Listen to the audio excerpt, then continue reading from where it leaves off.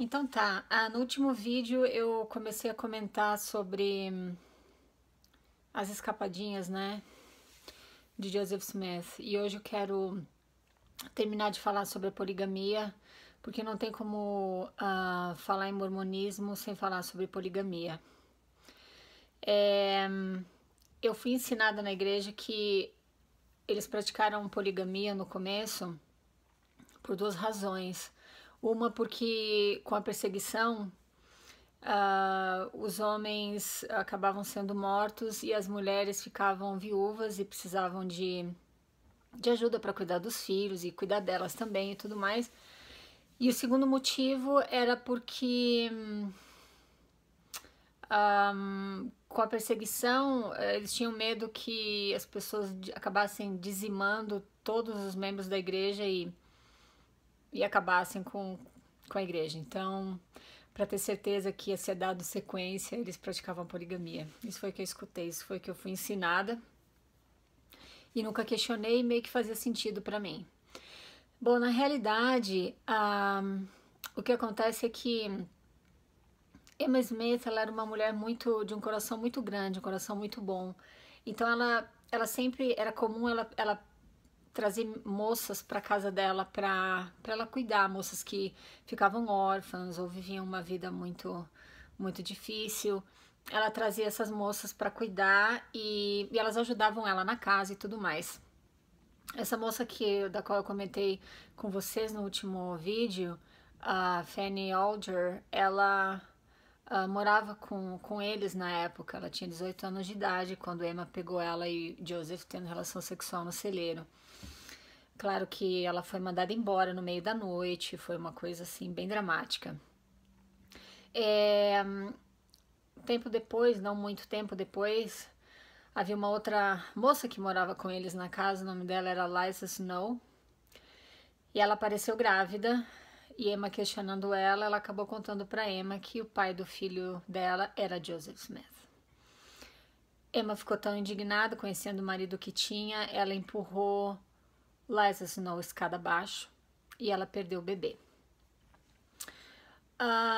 Essa situação começou a criar muita tensão no relacionamento dos dois, é lógico. E Emma começou a questionar e começou a reclamar de tudo isso. Porque ela não estava acreditando quando ele falava que era Deus que estava mandando ele fazer essas coisas. Nesse meio tempo, Joseph já estava pensando no que ele poderia fazer para resolver o problema, né? Porque ele não conseguia se conter. Eu não tô enfeitando pavão não, tá, gente? Eu tô só contando pra vocês numa linguagem bem popular, bem acessível, a história dele. O que realmente aconteceu. Então, ele viu que no Velho Testamento tinha casos de poligamia. Havia um outro homem na época, que eu não me lembro o nome, que ele também estava... as pessoas estavam comentando sobre isso, que ele pregava a poligamia, dizia que no reino celestial ia haver poligamia e umas coisas assim. E Joseph começou a tentar convencer Hyrum Smith, que era o irmão dele, a aceitar a ideia, porque a intenção era Hyrum ser o sucessor de Joseph na igreja. Só que aí Hyrum também acabou sendo morto e Brigham Young assumiu, como a gente sabe.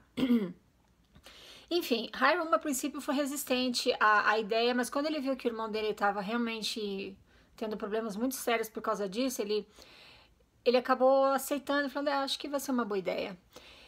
E isso que eu vou falar agora tá no diário de William Clayton. Ele era o secretário de Joseph Smith. E William Clayton conta que um dia ele estava lá eles tinham um pequeno negócio, um pequeno varejo, ele estava lá e Joseph e Hyrum entraram e eles estavam conversando sobre poligamia. E Hyrum virou para Joseph e falou o seguinte, falou, eu tenho uma ideia, por que você não escreve uma carta como se fosse uma revelação de Deus falando que você tem que praticar, que a igreja tem que praticar poligamia, e você me dá essa carta e eu vou levar para Emma e eu vou convencer ela de que a poligamia está sendo ordenada por Deus. E Joseph falou, você não conhece a esposa que eu tenho. ela não vai acreditar nessa história, ela não vai cair nesse papo. E Hyrum falou, não custa nada tentar, faz isso, escreve a carta e eu levo lá para ela. E ele pegou e falou, então tá, eu já tenho tudo mais ou menos montado aqui na minha cabeça. Ele falou pra Hiram e ele falou pra William Clayton, ok, senta aí e pega um papel e escreve as coisas que eu vou ditar pra você. Clayton conta no diário dele que ele escreveu palavra por palavra do que Joseph estava ditando para ele. Terminando a carta, Joseph falou, agora você faz uma cópia fiel dessa carta, porque Emma é capaz de destruir isso. E William Clayton conta que ele fez uma cópia fiel da carta que Joseph tinha acabado de citar para ele. Essa para vocês é a revelação a respeito da poligamia, tá bom? Hiram pegou a carta e levou para Emma.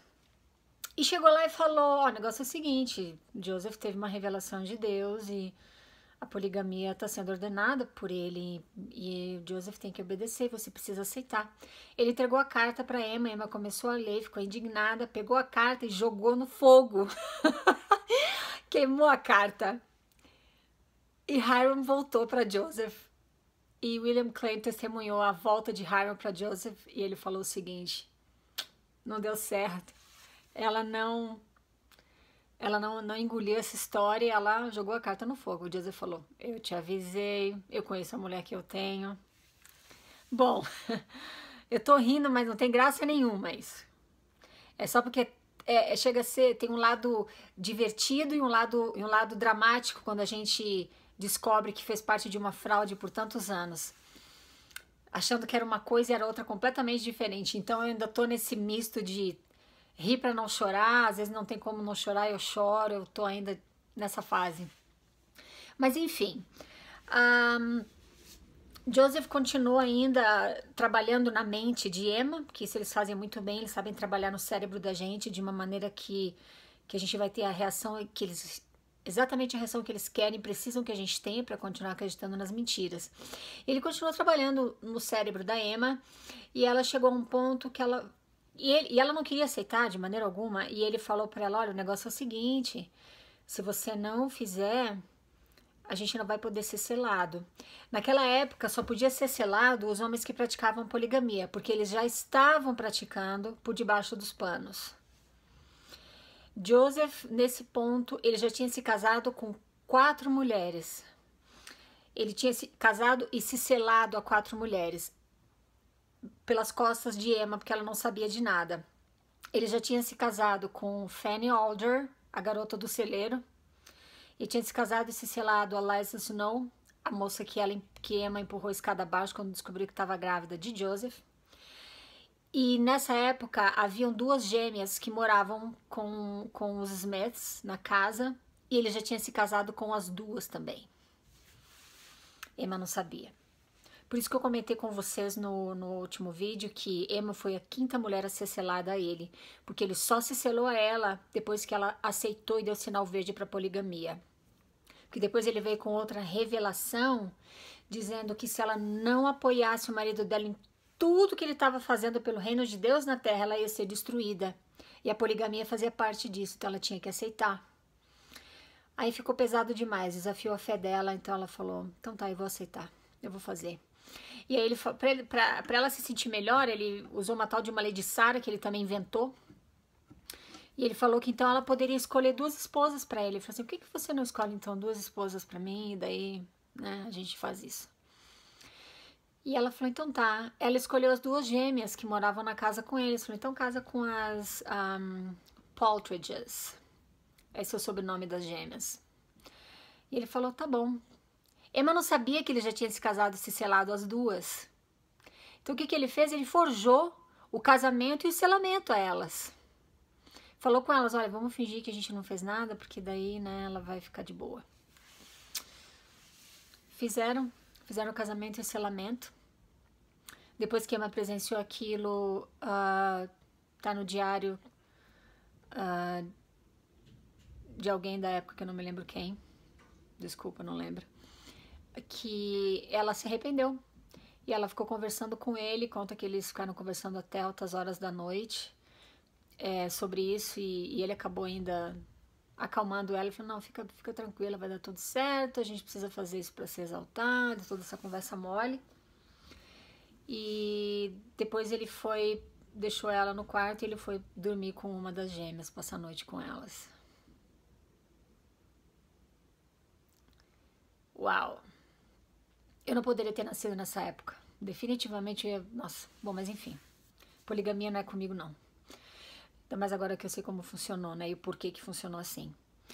As gêmeas falam no diário de uma delas que Emma, até aquele momento, ela era como uma mãe para elas. A partir do momento que eles se casaram em frente a Emma, elas contam que o relacionamento delas virou um verdadeiro inferno na Terra. Que era muito difícil, porque Emma tinha que suportar o fato de que o marido dela estava dormindo no quarto do lado com uma delas, enquanto ela dormia sozinha no quarto deles. Bom, além disso, então esse papinho de que poligamia era por motivos nobres é conversa fiada. Você aí reage como quiser, acredita no que quiser, né? A realidade é essa. Ele continuou se casando com outras moças e mulheres. A mais jovem tinha 14 anos de idade e algumas eram casadas. Ele chegava para as moças jovens e falava que se elas não se casassem com ele, a família delas ia ser destruída, a família inteira ia perder a exaltação. Elas ficavam apavoradas e aceitavam. As que não aceitavam, conversavam com os pais deixavam a igreja e eram excomungados e considerados apóstatas, porque ele fazia questão de destruir a reputação das mulheres que diziam não para ele. É claro que ele negava, se a mulher era casada e o marido falava, não vai, eu não vou te dar minha esposa de maneira alguma, ele destruía a reputação dela, porque era a palavra do profeta de Deus contra a palavra de uma mulher qualquer. É como se, né, hoje em dia, se acontecesse uma situação entre eu e o presidente da igreja, em quem que vocês iriam acreditar? Claro que vocês iriam acreditar nele. Ele poderia destruir a minha reputação no estalar de dedos. Então, assim, acontecia naquela época e foi fácil para ele fazer o que ele fez. Então, 12 das esposas de Joseph eram as melhores amigas de Emma Smith.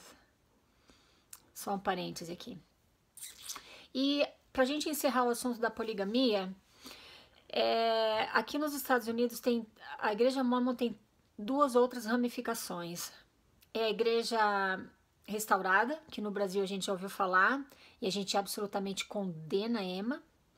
Eu fui ensinada que ela ficou louca e que ela montou uma outra igreja, iniciou uma outra igreja parecida com a igreja mórmon.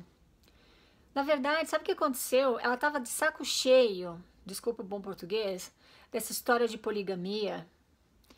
E ela, quando Joseph foi assassinado, que aliás o assassinato dele foi por conta da poligamia. Deixa eu contar isso rapidinho para vocês. Ele, claro que era ilegal, como sempre foi ilegal a poligamia. E as pessoas, a comunidade e as autoridades começaram a perseguir a igreja por conta disso. Joseph Smith mandou 380, esse é o número, 380 missionários pelo estado de Illinois, Nova York, na região onde a igreja era conhecida, para fazer declarações e assinar falsas declarações dizendo que a igreja não praticava poligamia. É claro que isso é crime, isso foi descoberto e ele acabou sendo preso. Antes de ser preso, ele fugiu para uma cidade vizinha.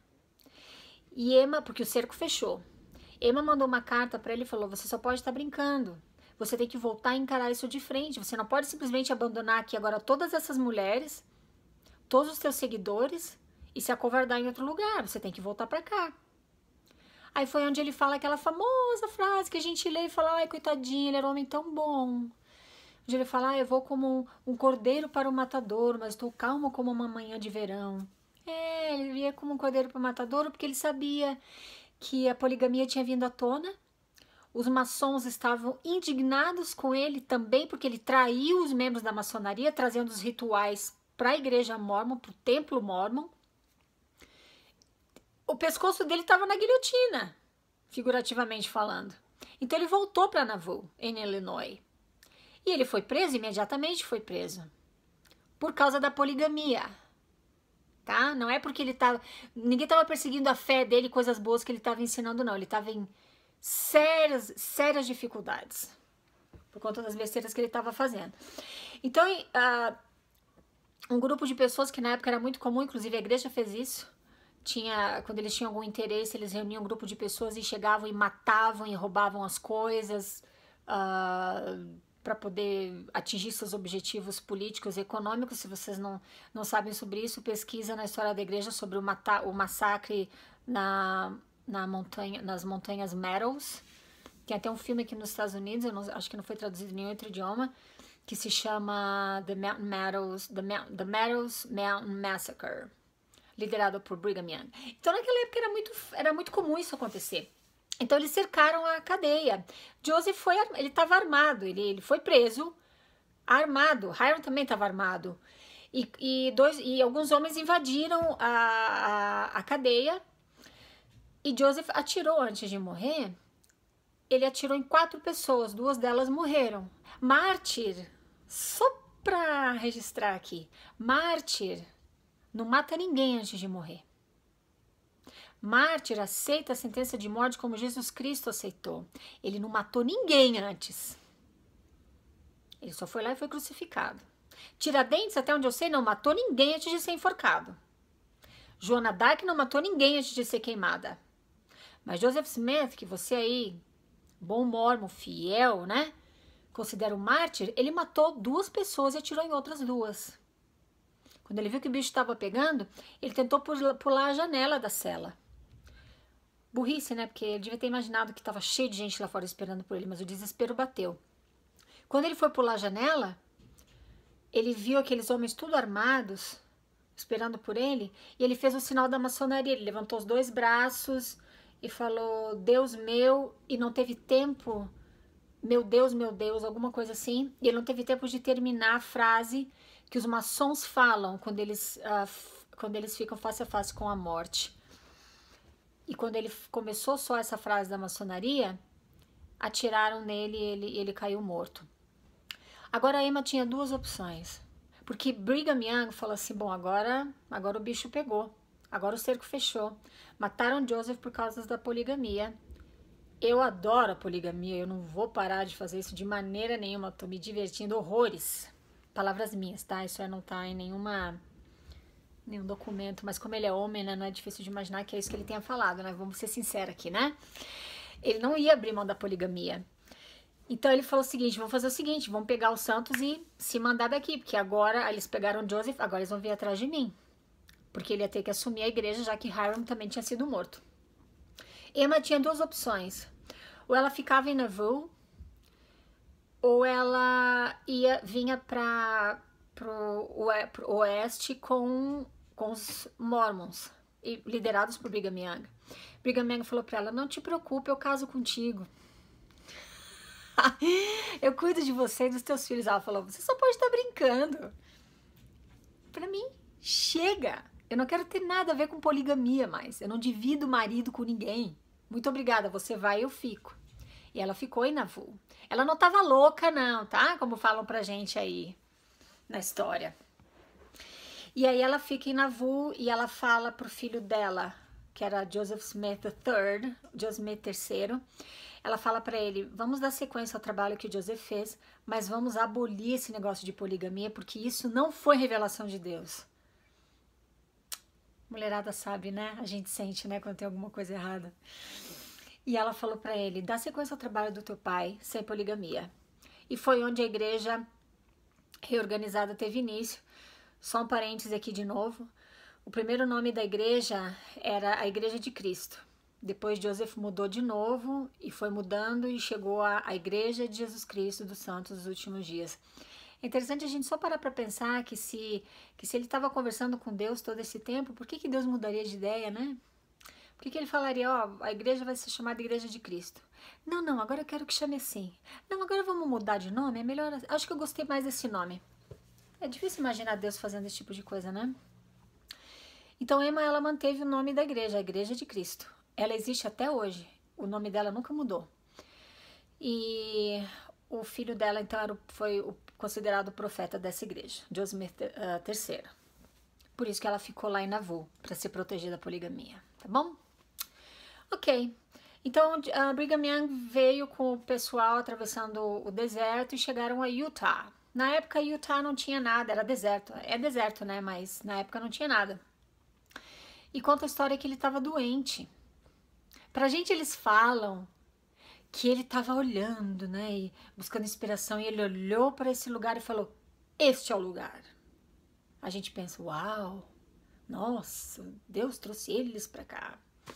Na verdade, gente, ele estava doente em um dos carrinhos que eles tinham, né? Na época, carrinho de mão e tudo mais. Ele estava doente, ele estava com febre, ele não aguentava mais. Imagina você doente numa carroça batendo assim todo o tempo, por horas e horas e dias e dias e dias. Chegou uma hora que ele olhou e falou assim: tá, este é o lugar, vamos ficar aqui mesmo. Ele só queria parar e descansar. E hoje colocaram um monumento dele, que tem um monumento aqui em Salt Lake, dele com aquela postura, né, heróica, né? Este é o lugar. Tá bom, agora eu já entendi por que aconteceu assim. Mas enfim, assim, como é que fala? Levando a história um pouco mais adiante, eles continuaram aqui, os santos, e praticando poligamia e toda aquela festa. Chegou um momento, na época de Wilford Woodruff, que foi o quarto presidente da igreja, a perseguição política começou a apertar de novo. E o governo falou para eles o seguinte: olha, tudo bem, se vocês querem continuar praticando a poligamia, vocês vão praticar, mas nós vamos tirar todas as propriedades da igreja no valor de $50 mil acima. $50 mil naquela época era muito dinheiro. E aí o Woodruff falou: melhor a gente parar então com isso, né? Porque eles iam perder o templo e outros capelas que a igreja já tinha na época, eles iam perder tudo, ia ser dizimada a igreja. Então, o que ele fez? Eles tinham o livro de mandamentos, né? Que hoje a gente conhece como Doutrina e Convênios. Ele tirou mais de 60 páginas desse livro, que eram comprometedoras, algumas das quais tratavam sobre a poligamia. Ele tirou esses livros e falou: tá, aqui ninguém pratica poligamia mais, acabou essa história. E aboliu a poligamia. Um grupo que fazia parte da igreja falou assim: peraí, tem alguma coisa errada. Eles acreditavam que aquilo tudo tinha sido inspirado por Deus, então eles falaram: não, vocês não podem fazer isso. Como é que você vai tirar as páginas de revelações que Joseph teve de Deus quando ele estava restaurando a igreja?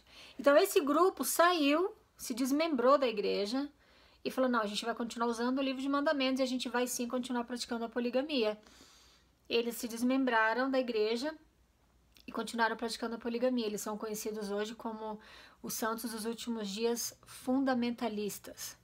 Ou seja, eles continuam praticando o mormonismo igual aos dias de Joseph Smith. Eles vivem no estado de Colorado, eles se vestem como pioneiros, se vocês olharem, eles se vestem como pioneiros, os homens têm 5, 8 esposas, as casas são grandes para poder todo mundo ficar lá dentro. De vez em quando alguém consegue fugir de lá, porque é uma loucura, nossa, é insano. A gente vê as crianças vestidas como pioneiras e tudo, eles têm uma vida completamente alienada ao restante da sociedade. E aí o mormonismo, então, ele foi jogando dançando conforme a música, né, que a gente fala. Quando a pressão política ficou forte, eles não queriam arriscar nem a vida deles e nem os bens, e eles aboliram a poligamia. Essa é a história bem pincelada para vocês. Tem muito mais.